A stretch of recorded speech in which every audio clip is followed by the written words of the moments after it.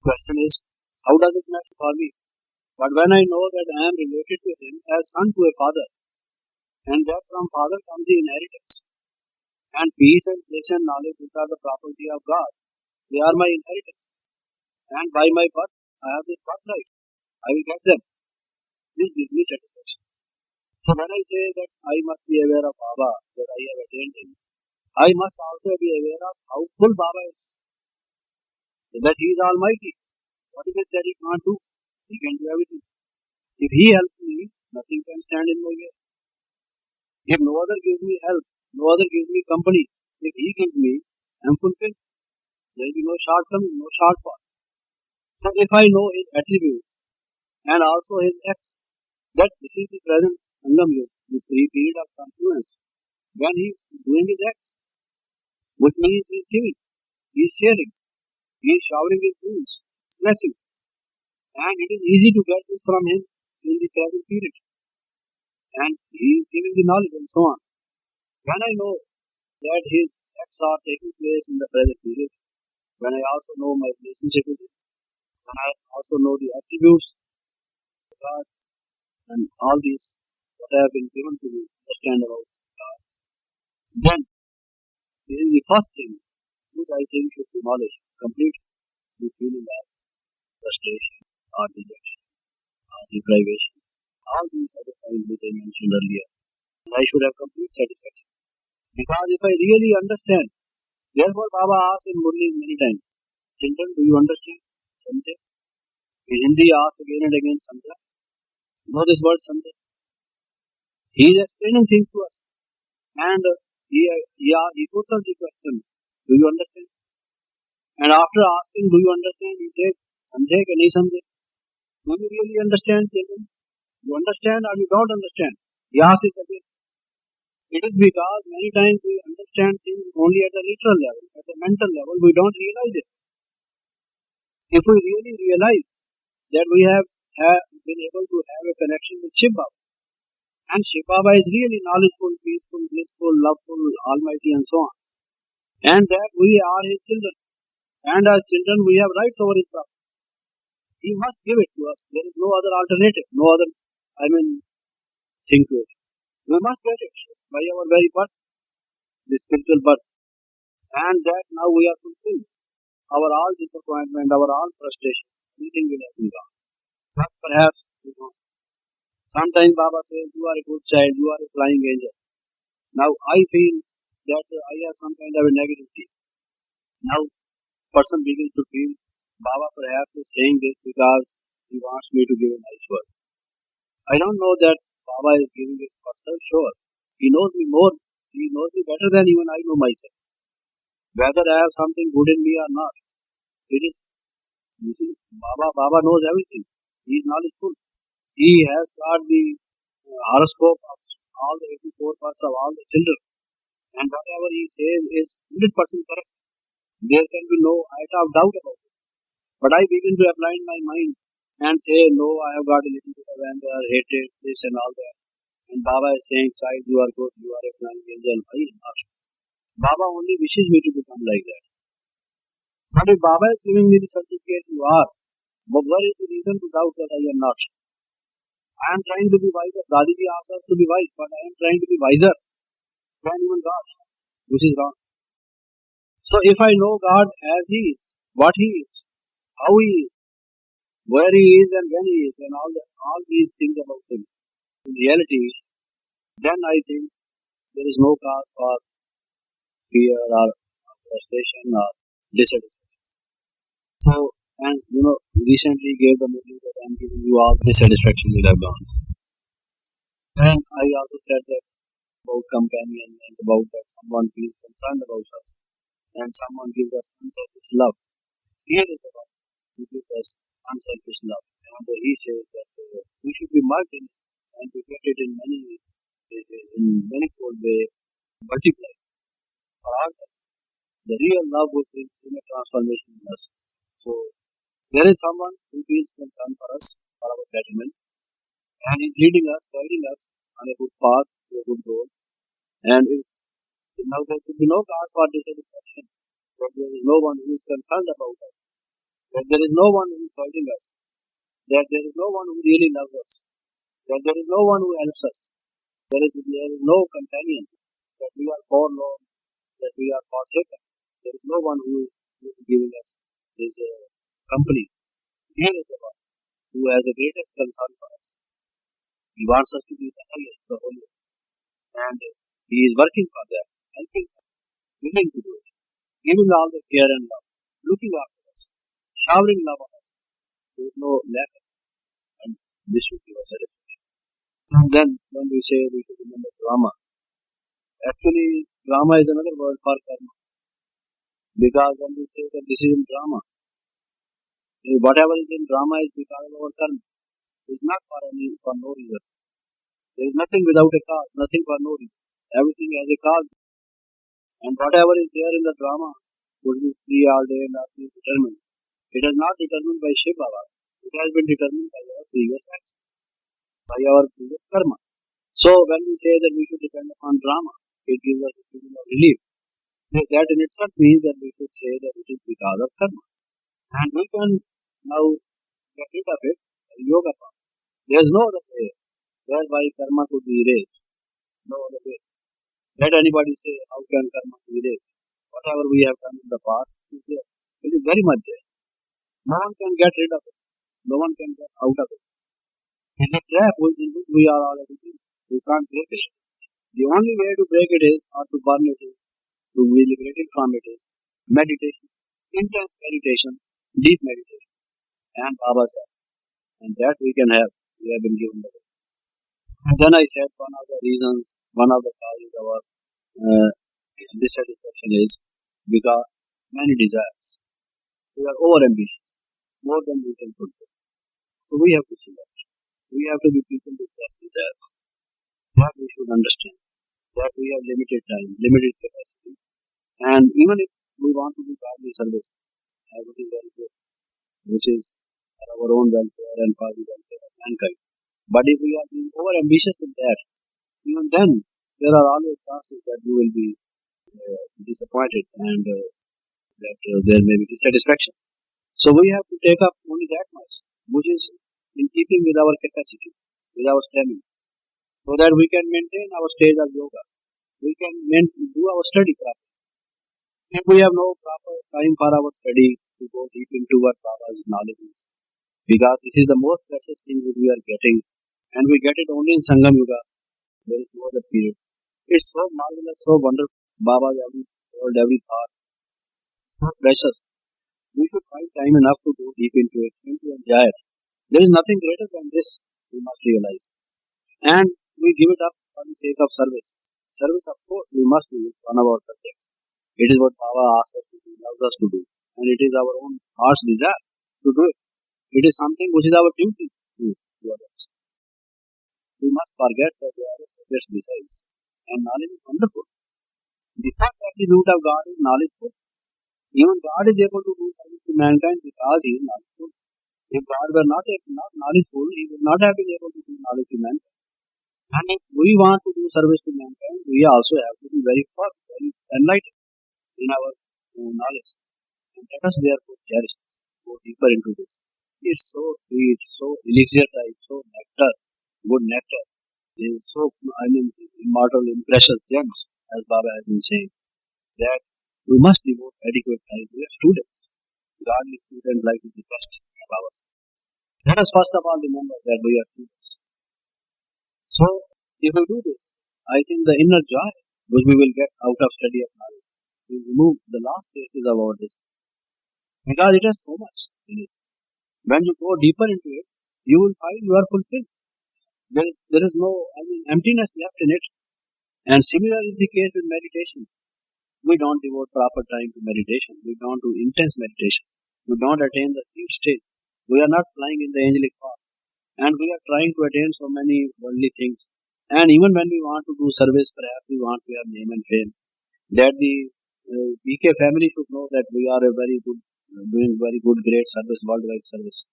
That we have good organizing power, good administrative power, or that we are good orators, good writers, or whatever, maybe the form of service. But the first question is, are we good yogis? Because yoga is the foremost thing.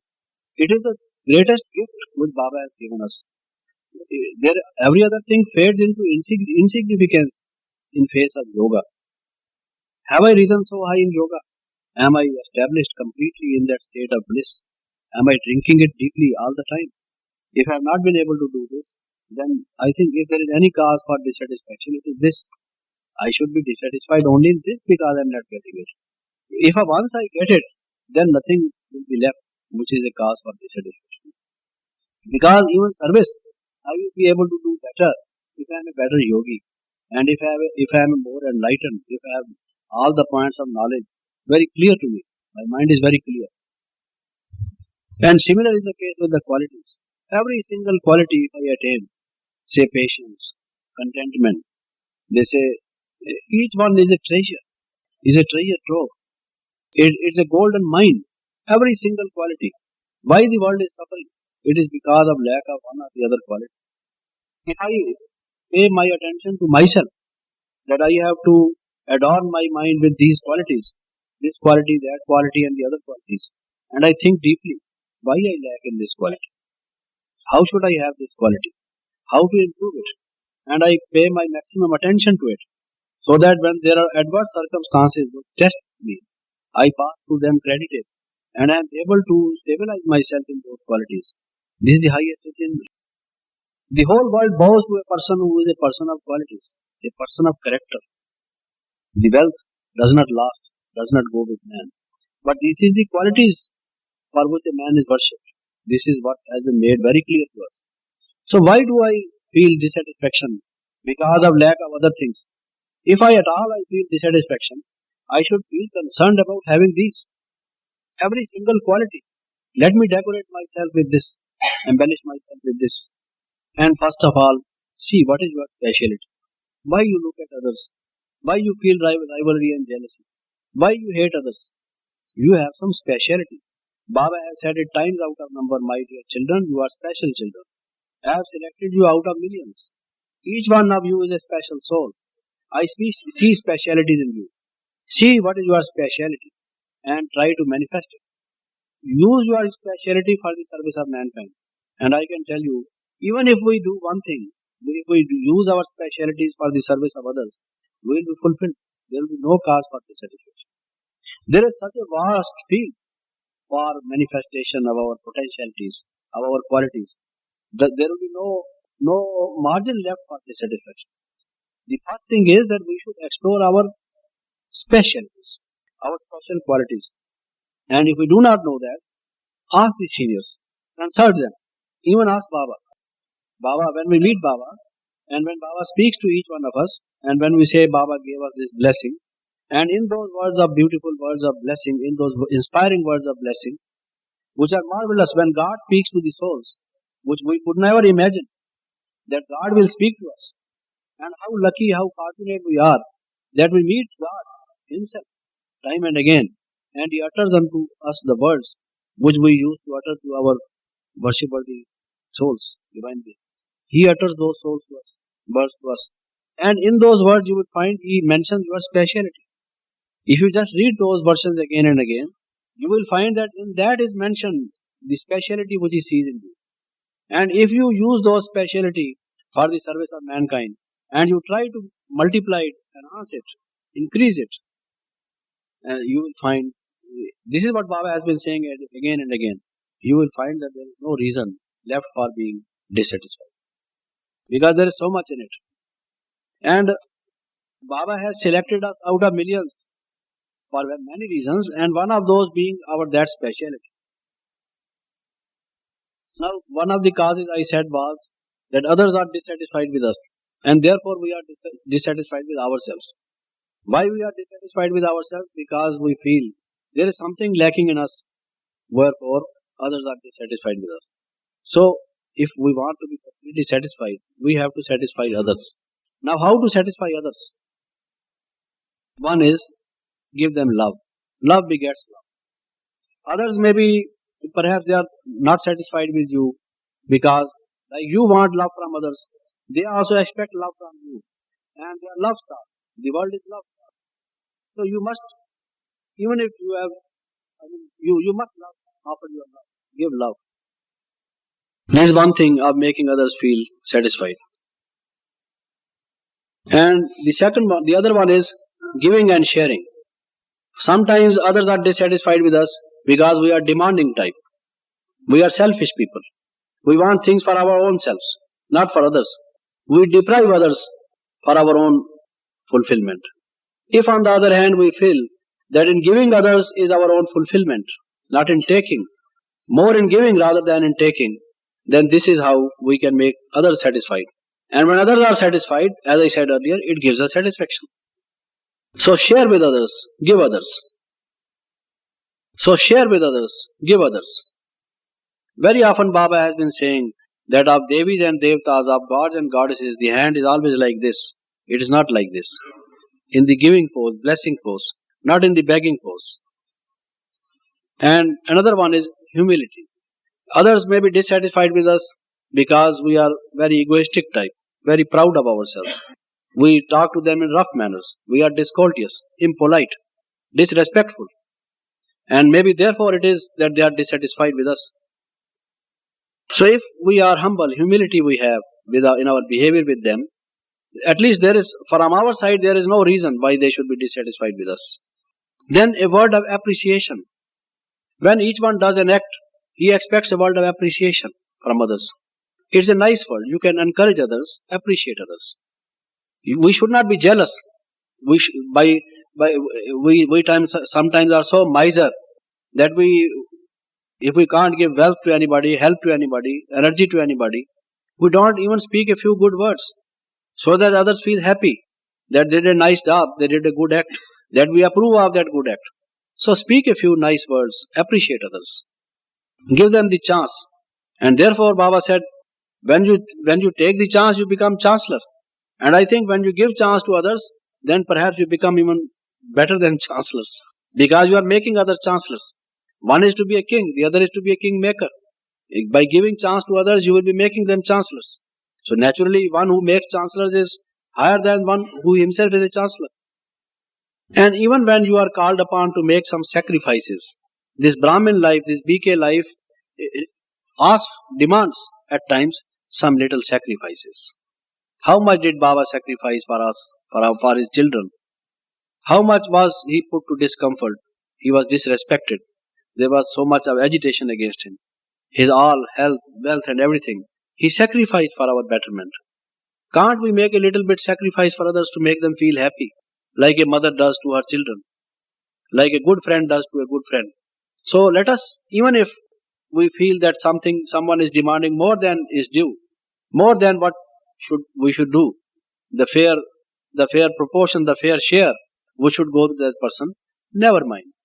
Those who become higher devtas, higher gods and goddesses who are giving, who are sacrificing. People started the other kind of sacrifice, like the Mohammedans sacrificing the lamb on the Eid celebration. You see, and doing other kinds of sacrifices, like people in India sacrificing a lamb when they go to worship the Devi. But this lamb, which is of greed, of ego in our mind, if we sacrifice this for the betterment of others, this is the real sacrifice which we are expected to make, which would make others not only satisfied but very happy with us. And if in spite of doing all this, there are some people who are not satisfied, then at least be satisfied with yourself. How can you be satisfied when others are not satisfied? Because I told earlier that if others are not satisfied, we are not satisfied with ourselves. So maybe that when I am saying this, I am perhaps contradicting my previous statement. But I can be satisfied even when others are not satisfied with me, though I have done all what I said earlier. After that, if somebody is not satisfied with me, I should be satisfied because I have done a good deed. A virtue is its own reward. Let my conscience say that whatever I was expected to do, I have done more than that. Even then, if somebody is dissatisfied with me, there is no repentance in my mind. My conscience does not prick me. Now there should be no cause for my dissatisfaction, because I have done a good deed, and a good deed is its own reward. Virtue is its own reward. I should be satisfied with the virtue, with the good deed which I did. Even if this person is not satisfied, maybe that person is more demanding, more greedy than I can fulfill. But If it is within my capacity, whatever I could do, I have done. Now there is no cause for dissatisfaction. I must be satisfied. You have sown the seed of good deed, of virtue, of sacrifice, of love, of feeling concern for other, of helping the other one, of loving, of caring, and that seed will take some time to sprout, to flower, to attain the form of a fruitful tree. Wait for it. Don't be losing your patience and thinking why this man is dissatisfied. Now there is no longer any need for giving so much thought to it. Feel unconcerned and do your own thing. Because you have sown the seed and you should be satisfied. Wait for it. And then again, I would say be satisfied because they say there was never born a man who could please the whole world. If you can please the maximum number of people, even then you should be satisfied because you have lived your life well. You have done your deeds well. You have wished everybody well. And whatever you could do according to God's teachings, you have done well. And I think it is a fruitful thing you have done. You should be satisfied with yourself. Om Shanti.